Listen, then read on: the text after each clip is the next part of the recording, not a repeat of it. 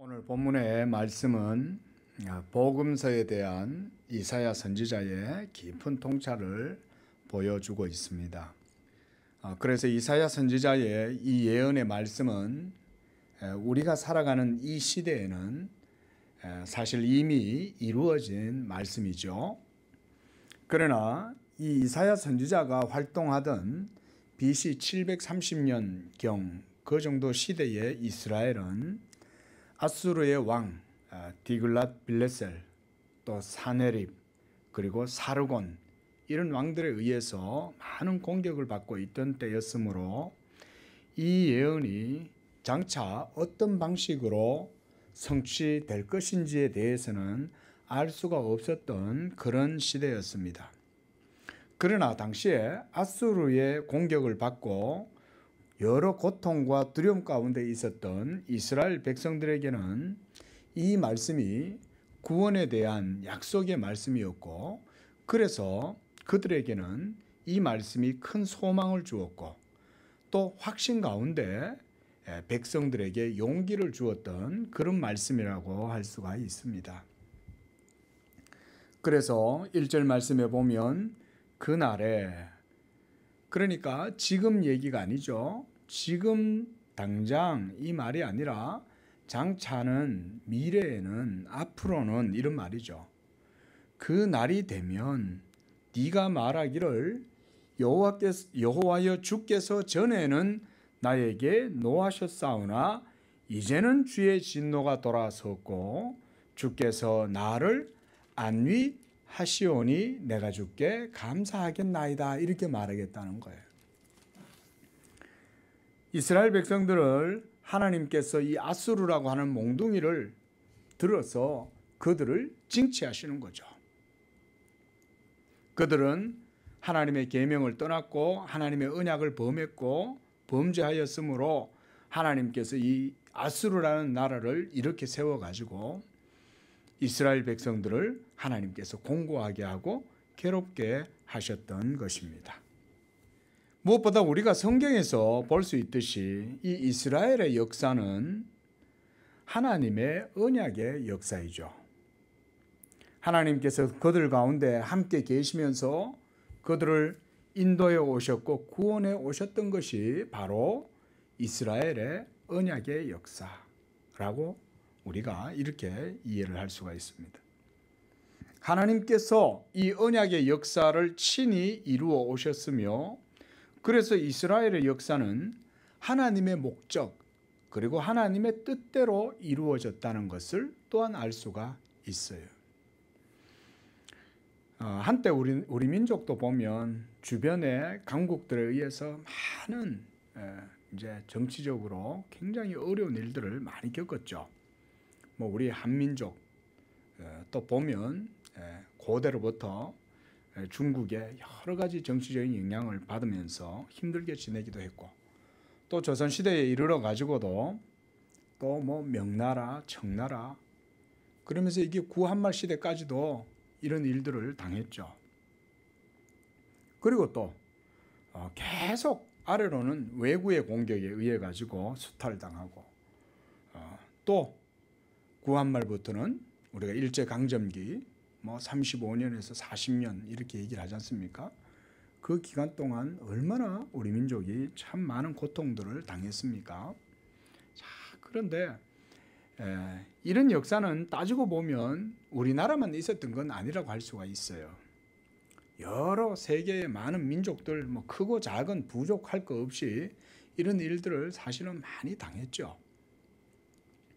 그렇게 이 역사라고 하는 것은 흥망성쇠를 겪는 것이 아닌가, 이런 생각을 해봅니다. 바로 이런 역사가 인류의 이 보편적인 역사의 흐름이었다고 저는 생각을 합니다. 우리가 소위 약육강식 이런 말이 있지 않습니까? 강한 자들은 약한 자를 먹고, 또 강한 자들도 어느 때가 되면 또 그보다 더 강한 자가 일어나서 또 그들을 또 짓밟고, 이런 게 역사에 마치 수레바퀴처럼 그렇게 도는 거죠. 하지만 이스라엘의 역사는 외면적으로 볼 땐 그런 것 같지만 사실은 그게 아니었습니다. 여타 다른 민족의 흥망성쇠와 유사해 보일지라도 사실 그 이면을 들여다보면 전혀 다른 것을 우리가 알 수가 있어요.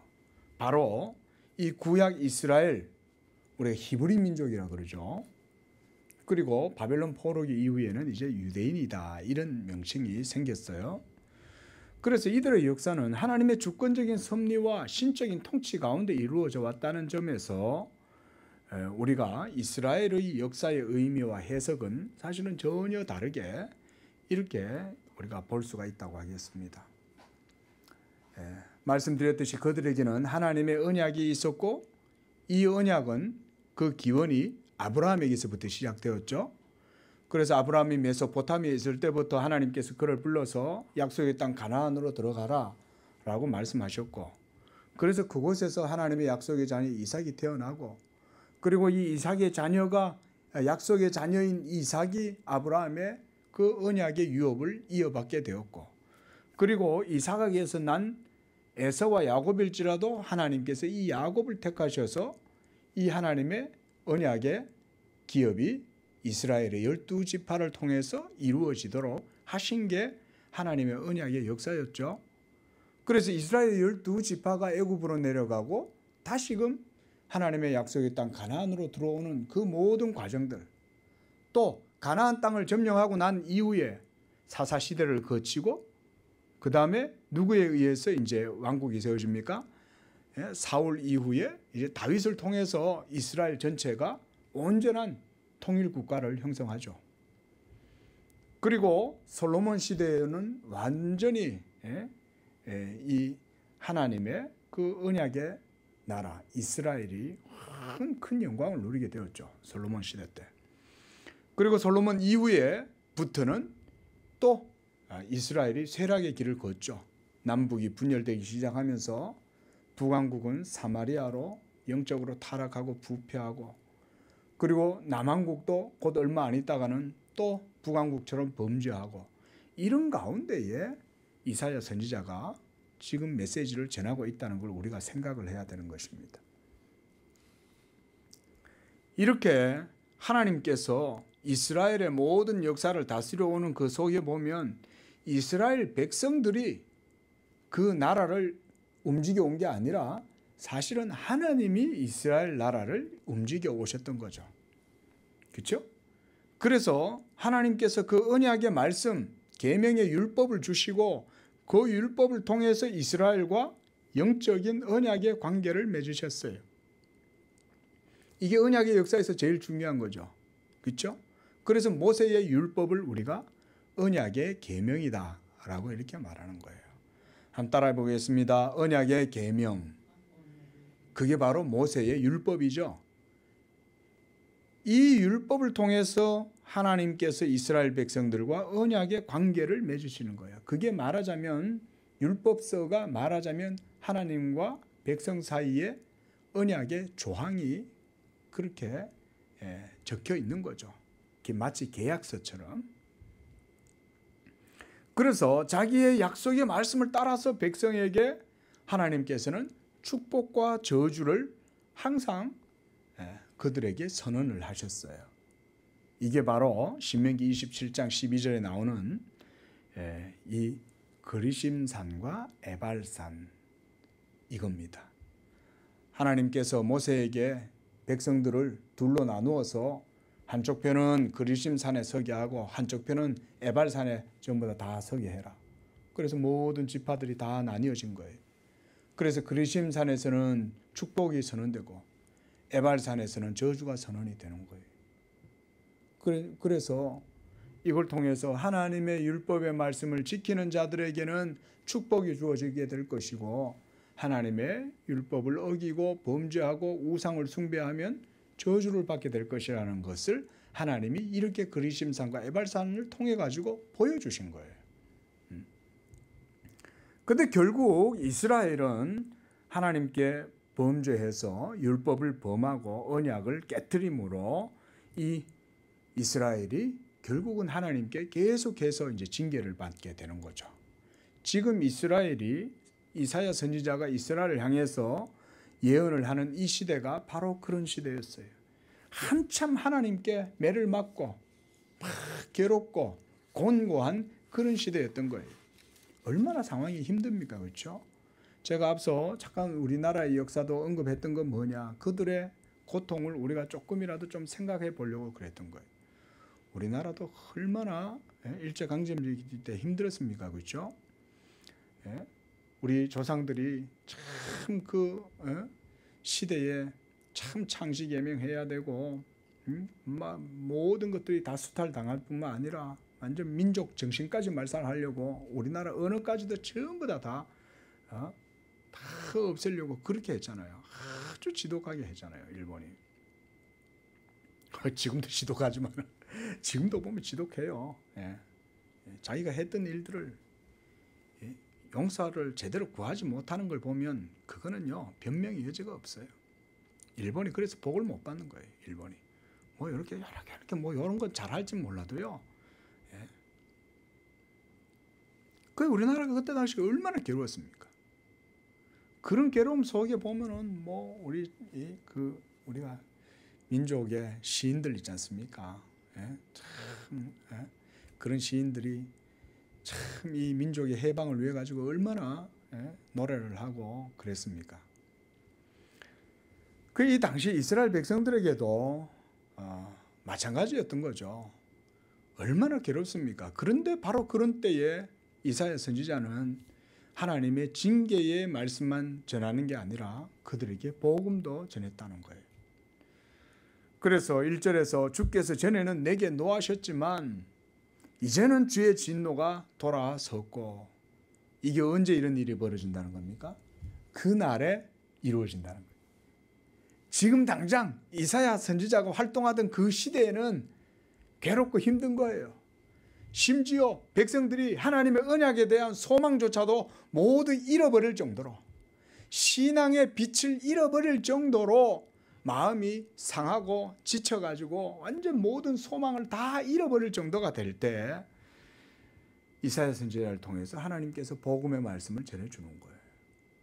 너희가 지금은 비록 괴롭고 하나님의 진노로 말미암아 아수르에 의해서 이와 같이 고통을 당하고 있지만 그날이 되면 하나님의 진노가 너에게서부터 다 돌이킬 것이고, 그래서 주께서 너희들에게 안위하실 것이다. 그 말씀이죠. 그래서 내가 주께 감사하겠나이다 할 것입니다. 이 바로 예수 그리스도를 통해서 하나님께서 주시는 구원의 은혜를 이와 같이 말하고 있는 거예요. 그래서 그날이 되면 주께 감사하겠나이다 라고 하게 될 것이라는 것입니다. 어떻습니까? 우리의 시대에 보면 이것은 이미 이루어진 거죠. 우리는 이미 복음이 다 이루어진 시대를 살아가잖아요. 그런데 이사야 선지자가 활동했던 BC 700년 그 이전 시대, 그 이전 시대에는 아직 예수님이 오려면 한 700년이나 남아 있어요. 그 700년의 역사의 기간 동안 이스라엘이 겪었던 일들을 한번 우리가 생각을 해보시자는 거죠. 얼마나 힘들었겠어요. 우리가 한 몇십 년만 이 기독교가 세력이 하나님 은혜 가운데 없으면, 기독교 세력이 약해지면 금세 이 교회가 다 무너질 것 같지 않습니까? 그렇죠? 영국도 한때 청교도의 나라였고 얼마나 거기에 기독교가 흥왕했습니까? 우리가 보는 그 웨스트민스터 신앙 고백서가 영국에서 만들어진 거 아닙니까? 대단한 역사인 거죠. 근데 지금 어떻습니까? 그 청교도의 나라에 지금 이슬람 사람들로 가득하고 가서 교회를 찾아볼 수가 없어요. 물론 국교도 있고 성공회가 있죠. 성공회도 있기도 하고 거기에 매나 크리스찬들이 있긴 하지만 이전에 과거에 그 해뜨는 제국, 그 영국 대영 제국이라고 하는 그런 영광이 지금 있습니까? 거기에 기독교는 완전히 다 사라지고, 우리나라에 토마스 선교사를 보냈던 그 나라가 영국 아닙니까? 토마스 선교사가 대동강에서 복음을 전하면서 순교를 하고 얼마나 많은 영국의 선교사들이 우리나라에 오고 그랬습니까? 그랬던 나라가 지금 다 허물어져 버렸잖아요. 그러나 교회가 없어집니까? 교회는 없어지지 않는다는 거죠. 하나님은 자기의 교회를 지금 이 시대 속에서도 지켜가세요. 그런데 문제는 그 시대의 사람들의 신앙인 거예요. 우리도 장담할 수 없어요. 영국도 기독교 국가였고 청교도 국가 아닙니까? 그런 청교도 국가도 저렇게 되는데 뭐 우리나라가 그 반면교사를 삼아야 되지 않겠어요? 우리가 타산지석이다 그러지 않습니까? 예? 우리나라 기독교도 정신 안 차리면 하나님께서 다 밑둥치까지 다 자르시는 거예요. 그리고 그 가운데 남은 자만 딱 남겨놓는 거예요. 남은 자만.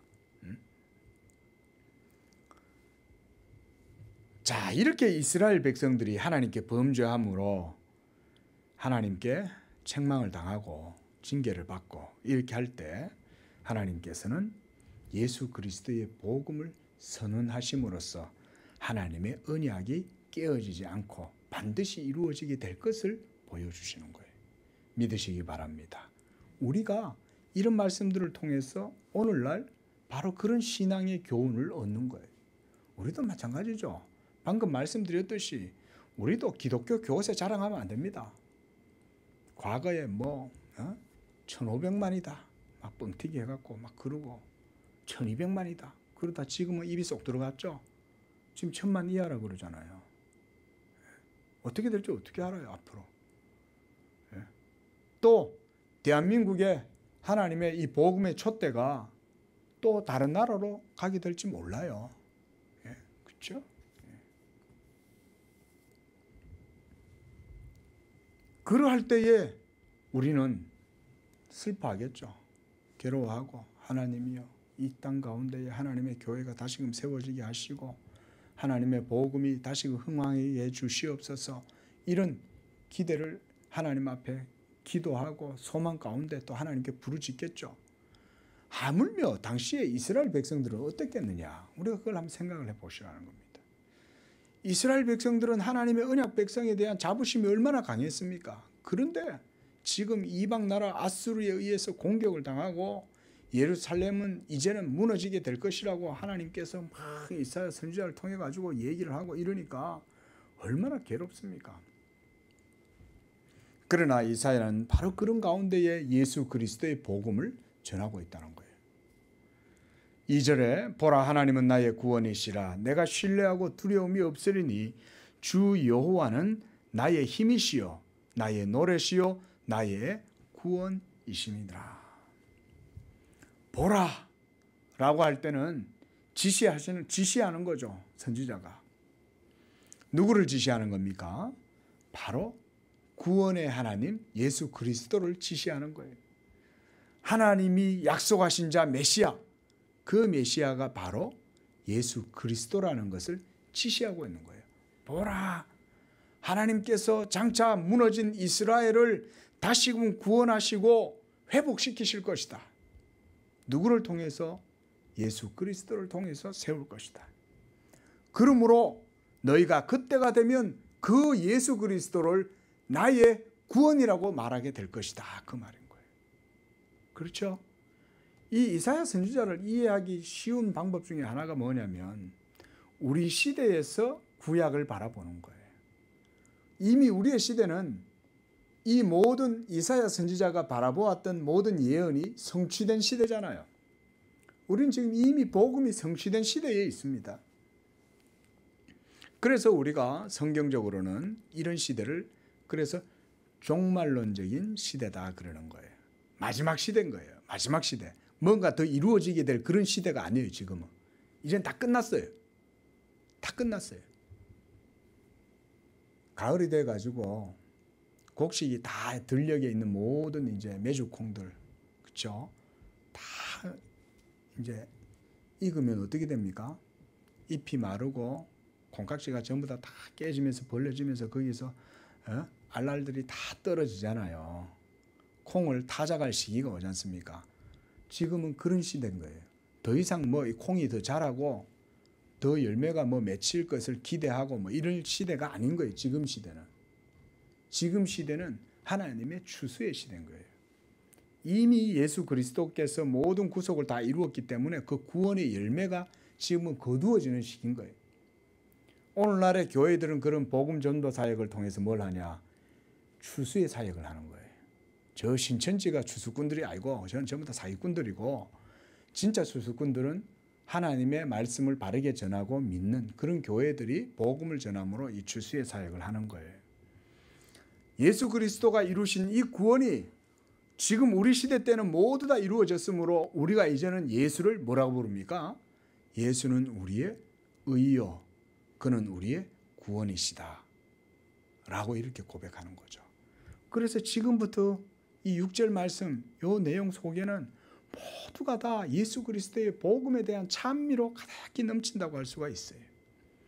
그래서 주 여호와는 나의 힘이시오. 이 힘도 무슨 힘이냐? 의로 말미암는 힘인 거예요. 의. 죄인은 힘이 없어요. 죄인은 육을 쫓아서 살아갈 때 이미 그는 죄의 종로로 타고 있고 사망의 종로로 타고 매여 있기 때문에 그는 아무 힘이 없어요. 하지만 주 여호와는 나의 힘이시라 얘기할 때 이 힘은 예수 그리스도로 말미암는 의의 힘인 거예요.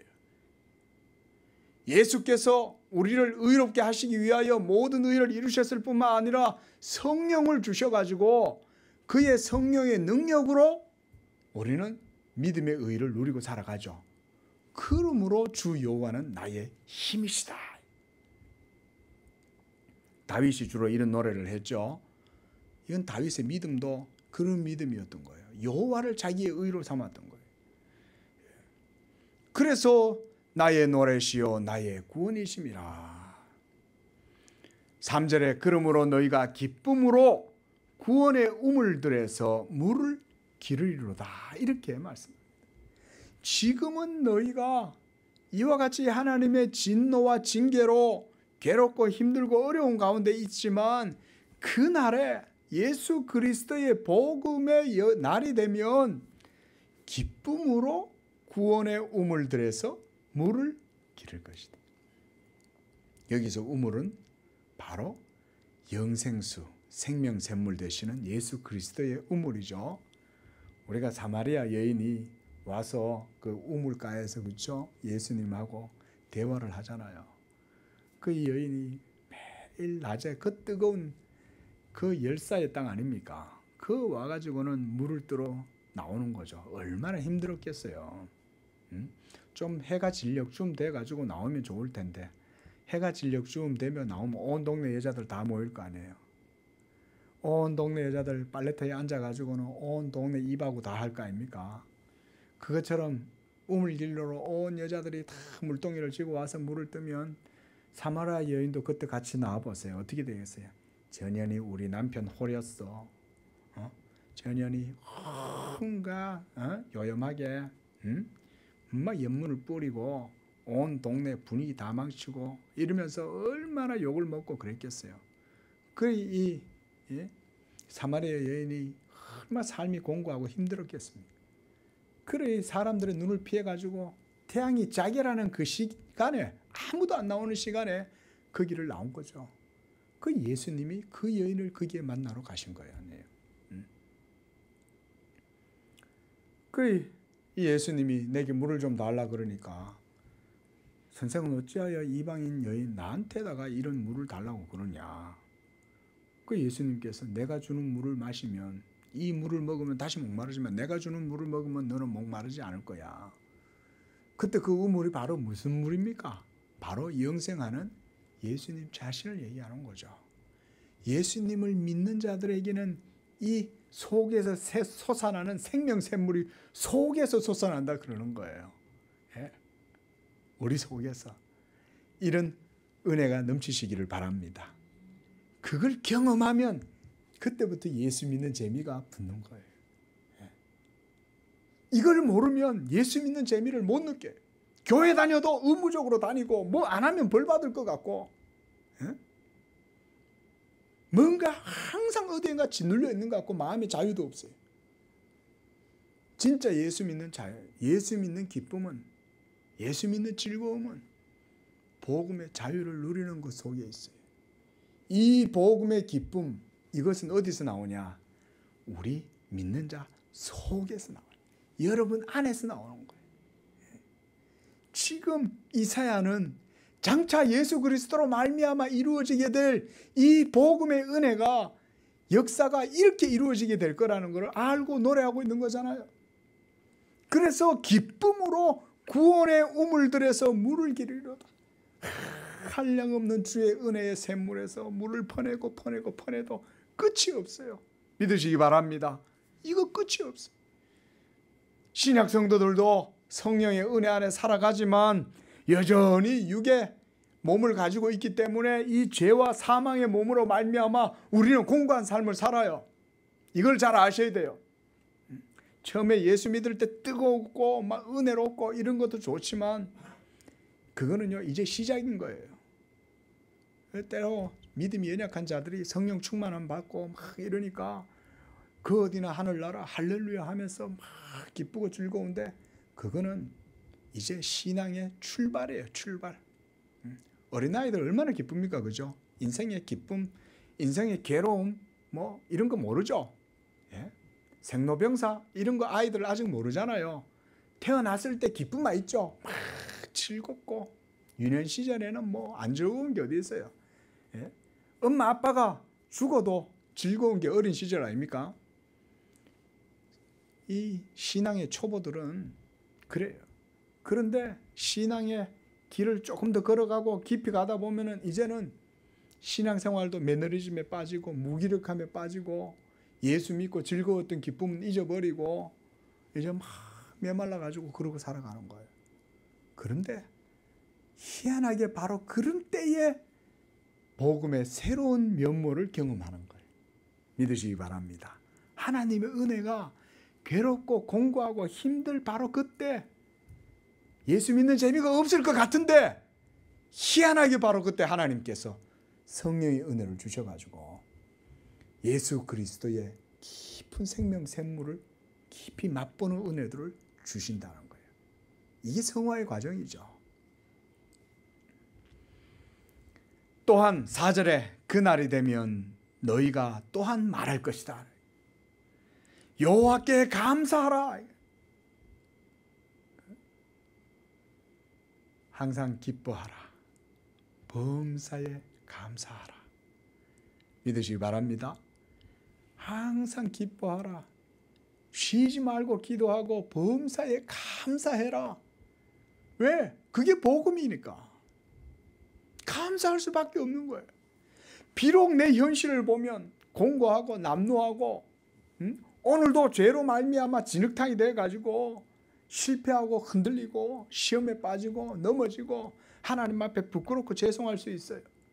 그런데 그 날이 되면 더 이상 그런 모든 죄로 말미암는 공고, 사망의 몸으로 말미암는 괴로움, 갈급함 이런 것 때문에 우리가 실족하거나 넘어질 일이 없다는 거예요.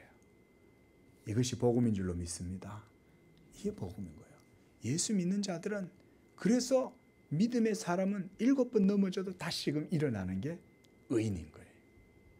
이게 복음인 거예요. 우리 예수님께서 우리의 모든 죄를 다 말끔히 십자가에서 단번에 영원히 해결하신 줄로 믿으시기 바랍니다. 예수 믿는 사람들도 그러다가 이걸 잘 모르면 신앙생활을 하다가 자꾸 시험에 빠지는 거예요. 흔들리는 거예요. 예수께서 모든 죄를 다 용서하셨다. 이것에 대한 믿음이 없으니까 자꾸 흔들려요. 처음에 내가 믿음이 막 충만할 때는 내가 구원받은 것 같아. 그런데 믿음이 좀 시들해져 가지고 있다가 내가 뭐 죄도 짓고 자꾸 성령을 거스르고 이러면 내가 구원받은 사람 맞나 이런 의심이 생기죠. 그러지 말라는 거예요. 그때 예수의 이름을 부르면 되는 거예요.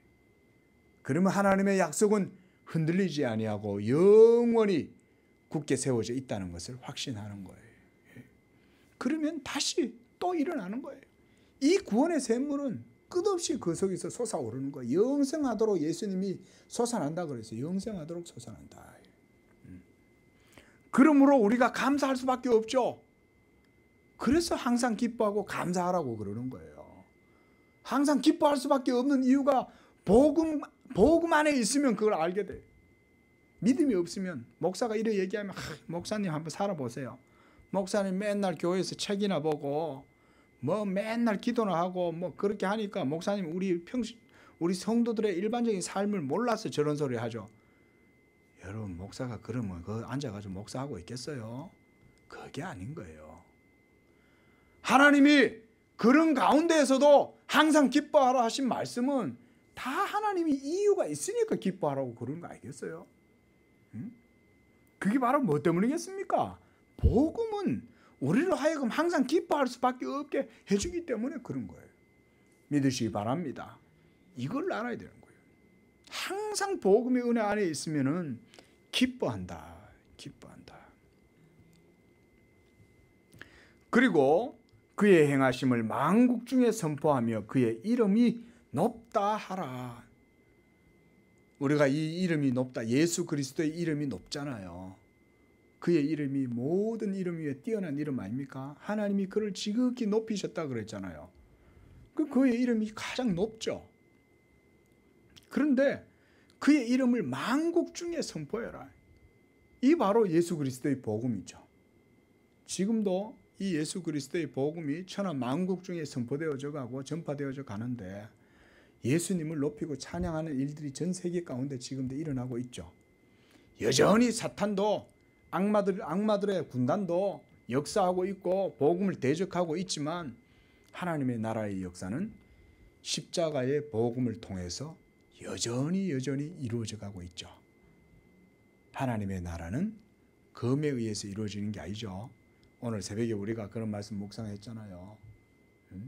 예수님의 제자 중 하나가 제사장의 종 말고의 귀를 잘라가지고 그럴 때 예수님이 뭐라고 그러셨어요? 검을 가지고 하는 자는 검으로 망할 것이다 그랬잖아요. 그 말은 하나님의 나라는 복음의 역사는 사람의 검, 사람의 힘, 권세로 이루어지는 게 아니라는 거예요. 놀랍게도 하나님의 역사는 십자가의 복음을 통해서 이 놀라운 일들이 이루어진다는 거예요.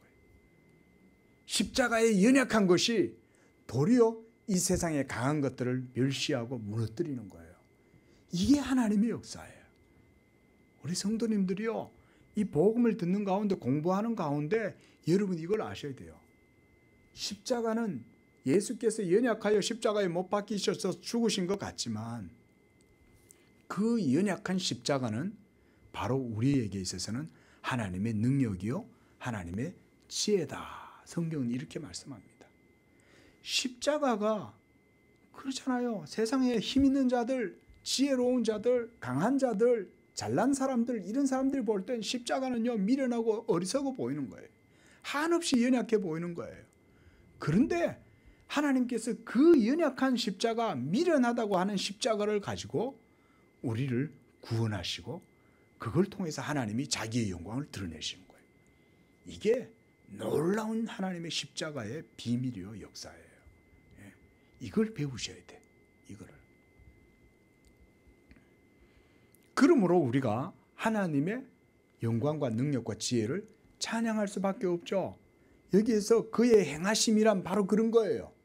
하나님께서 연약한 종 예수를 세워서 십자가에서 죽게 하시고 그 십자가로 말미암아 하나님께서 자기의 지혜와 능력을 나타내시고 그것을 통해서 천하 만국 가운데 예수 그리스도의 나라와 이름이 높임을 받게 할 것이다.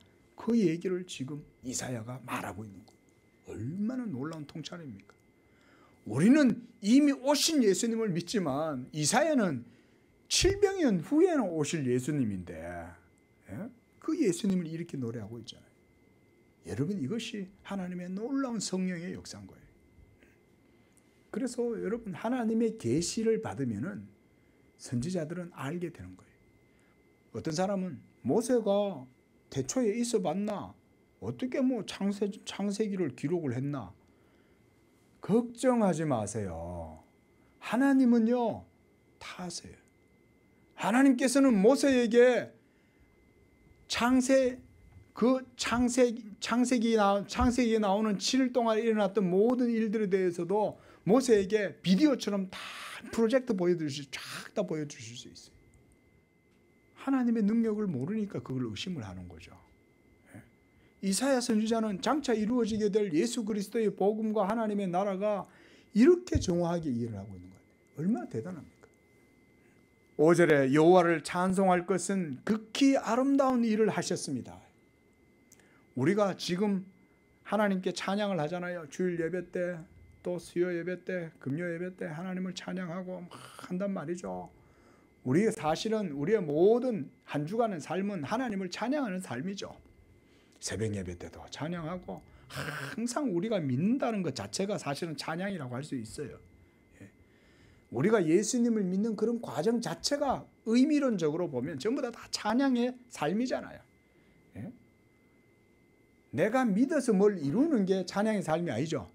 하나님이 이미 다 이루신 것을 믿으니 그게 찬양이죠. 그렇잖아요. 그 큰 일을 이루신 하나님께 큰 영광과 찬송을 드립니다. 하나님이 이미 다 했으니, 그러니 우리가 그를 믿고 그를 믿으니 다 하신 그 일을 우리가 찬양할 수밖에 없는 건 당연하죠. 하나님이 행하시지 않았는데 내가 믿었어요. 그러면 내 믿음이 뭔가를 이루어 나가야 된다면, 그러면 내가 찬양할 일이 뭐가 있어요? 내가 했는데. 그렇지 않습니까? 그러니 우리가 예수 믿음은 하나님을 찬양하는 거다. 우리가 예배도 마찬가지입니다. 예배의 원리도요, 우리가 하나님께 뭘 드려서 예배 드리는 거 아닙니다. 예수를 믿음으로 예배 드리는 겁니다. 이게 예배학의 핵심입니다. 그게 진짜 산 예배가 되는 거예요. 하나님의 행하신 일을 찬양하고, 그래서 목사가 복음을 선포할 때도 하나님이 행하신 일을 선포하는 거예요. 하나님이 예수 그리스도를 통해서 만유를 통일하고 만유를 회복시키시고, 예수를 통해서 하나님께서 이 세상 가운데에 임마누엘이 되셔가지고 친히 하나님의 거룩한 성 새 예루살렘이 하나님의 백성들 가운데 하나가 되고, 이런 거를 막 증거하는 게, 이게 전부 다 뭐예요? 이게 전부 다 이사야 선지자가 얘기하는 바 극히 아름다운 일이다. 극히 아름다운 일이란 바로 예수님의 복음을 말하는 거예요. 하나님의 행하신 사역을 말하는 거예요. 예수 그리스도를 통해서 하나님께서 어떤 일을 하셨느냐, 이거를 계속 얘기하는 거죠. 그래서 우리가 구약 성경도 배워야 되는 거예요. 그래서 제가 오늘 이 짧은 본문임에도 불구하고 제가 앞서 이스라엘의 역사를 쭉 한번 말씀드린 거예요. 그 모든 일들은 다 예수 그리스도의 복음을 준비하는 과정이었죠. 그렇죠? 아브라함에게, 이삭에게, 야곱에게, 이스라엘의 12지파에게, 다윗에게, 바빌론에 포로로 끌려갔을 때조차도 하나님께서는 계속 선지자들 통해서 예수 그리스도에 대해서 얘기했잖아요. 지금 이사야 선지자도 그러고 있는 거고. 그러나 더 놀라운 것은 신약의 시대에 예수 그리스도께서 오셔가지고 이 모든 하나님의 약속들을 다 이루시고, 그래서 우리에게 이 구원의 복음을 주신 거잖아요. 그러니까 이사야 선지자가 여기서 극히 아름다운 일이라 그러는 거예요. 이 극히 아름다운 일은 바로 예수 그리스도의 복음의 사역 경륜, 이걸 말해요. 그리고 이를 온 땅에 알게 할지어다. 시편 기자가 이걸 많이 노래하잖아요. 그죠? 민족과 열방을 향하여 선포할지어다, 알게 할지어다, 모든 열방이여 들으라, 모든 민족들이여 들으라 그러잖아요. 그게 뭐겠어요? 이 복음의 말씀을 들으라는 거예요. 오늘날 이 목사가 이렇게 예수 그리스도의 복음을 강론하고 증거하고 선포하면요, 이게 바로 이사야 선지자 예언이 여기서도 지금 성취가 되는 거예요. 예? 내 백성 아니라 했던 이 이방인들, 우리들이 이제는 우리가 하나님을 나의 아버지라, 나의 하나님이라 부르고 있잖아요. 우리가 얼마나 놀라운 일입니까? 그렇죠? 이게 바로 하나님의 놀랍고 아름다운 일들이다. 그래서 온 민족으로 하여금 이걸 알게 하라. 우리도 마찬가지입니다. 우리 양재교회도 이제 온 세상을 향해서 하나님의 복음을 전하는 일을 또 힘써야 되는 거예요. 우리 기도 제목이신 줄로 믿습니다. 기도하세요. 하나님, 이 양재교회가 하나님이 지금까지 일하셨던 것처럼 하나님 아버지가 기뻐하시는 바 이 복음을 세계 만방에 전하는 교회가 되게 해 주시옵소서. 이렇게 기도하십시오. 이렇게. 그래서 6절에 시온의 주민아. 누구겠어요? 이 시온의 주민이. 이쯤 되면 이제 누군지 알아야 된다 이거죠. 여기 계시는 여러분들을 시온의 주민이라 그러는 거예요. 한번 따라해 봅시다. 우리는 시온의 주민이다. 예. 이 시온의 주민들을 향해서 이사야 선지자가 말합니다. 소리 높여 불러라. 소리 높여 불러라. 예수 그리스도를 통해서 하나님께서 행하신 그 일을 너희가 크게 높여서 불러라. 이스라엘의 거룩하신 이 바로 예수 그리스도입니다. 그가 너희 중에서 크심이기 때문이다. 그렇죠? 지금 온 세계에 예수 그리스도를 신실하게 믿는 모든 교회들 가운데에 예수님이 가장 크신 분 아닙니까? 응?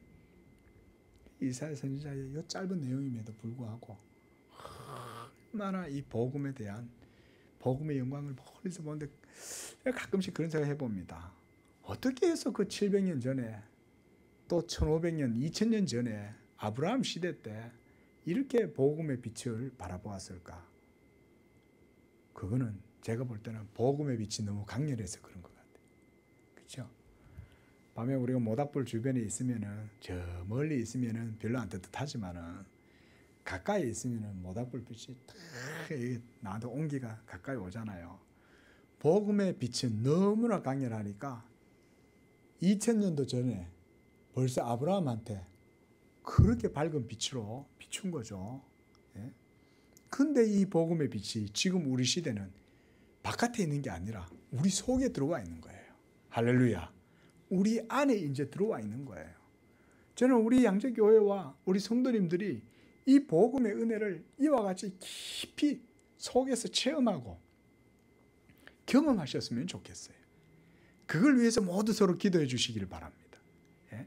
우리 집사님도 우리 권사님도 우리 모든 성도들 다 마음속에 이 복음의 뜨거움이 이사야 선지자가 바라보았던 그 영광스러운 복음이 여러분 속에서 활활 타올라서 찬양과 감사가 넘치고 그 여러분 속에서 영생하도록 솟아나는 그 샘물로 늘 구원의 우물 들여서 기쁨으로 이 영생의 샘물을 길러 마시는 그런 복된 우리 성도님들 다 되시기를 축원을 드립니다.